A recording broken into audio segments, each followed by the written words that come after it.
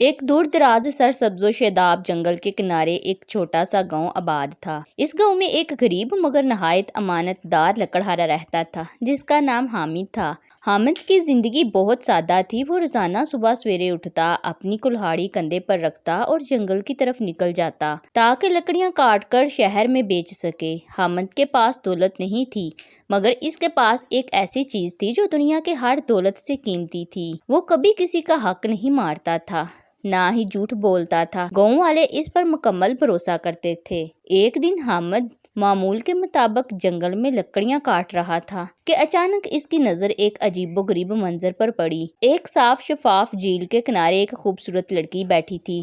اس کے لباس اور انداز سے ظاہر ہوتا تھا کہ وہ کوئی عام لڑکی نہیں بلکہ کسی شاہی خاندان سے تعلق رکھتی ہے۔ حامد نے احترام سے پوچھا، بی بی آپ یہاں اکیلی کیوں بیٹھی ہیں؟ لڑکی نے اداس لہجے میں جواب دیا، میں اس ریاست کی شہزادی ہوں، میرا نام زارا ہے۔ میں شکار کے دوران اپنے محافظوں سے بچھڑ گئی ہوں اور رستہ بھول گئی ہوں۔ حامد نے فوراً کہا، آپ فکر نہ کریں، میں آپ کو محفوظ جگہ تک پہنچا دیتا ہوں۔ رستے میں چلتے ہوئے شہزادی نے حامد کو پرکھنے کے لیے ایک آزمائش لینے کا فیصلہ کیا۔ وہ اچانک رک گئی اور اپنی قیمتی انگوٹھی جھیل میں پھینک دی۔ پھر بولی، اوہو میری انگوٹھی پانی میں گر گئی، کیا تم اسے نکال سکتے ہو؟ یہ میرے لیے بہت قیمتی ہے۔ حامد نے بغیر کسی لالچ کے فوراً جھیل میں چھلانگ لگا دی۔ کافی کوشش کے بعد وہ واپس آیا مگر اس کے ہاتھ میں سونے کی نہیں بلکہ چاندی کی انگوٹھی تھی۔ شہزادی نے پوچھا، کیا یہ میری انگوٹھی ہے؟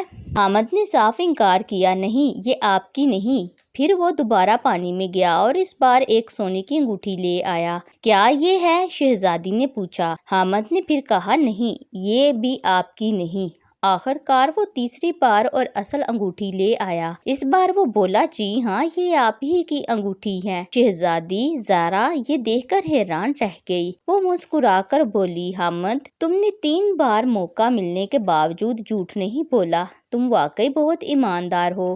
اسی وقت اس کے محافظ بھی وہاں پہنچ گئے۔ شہزادی نے سب کے سامنے کہا، ایسا شخص ہمارے محل میں ہونا چاہیے۔ حامد کو محل لے جایا گیا۔ بادشاہ نے بھی اس کی ایمانداری کا چرچا سنا اور اسے انعام دینا چاہا۔ بادشاہ نے کہا، مانگو، تمہیں کیا چاہیے؟ سونا، چاندی، زمین؟ حامد نے عاجزی سے جواب دیا، مجھے صرف عزت کی زندگی چاہیے حضور۔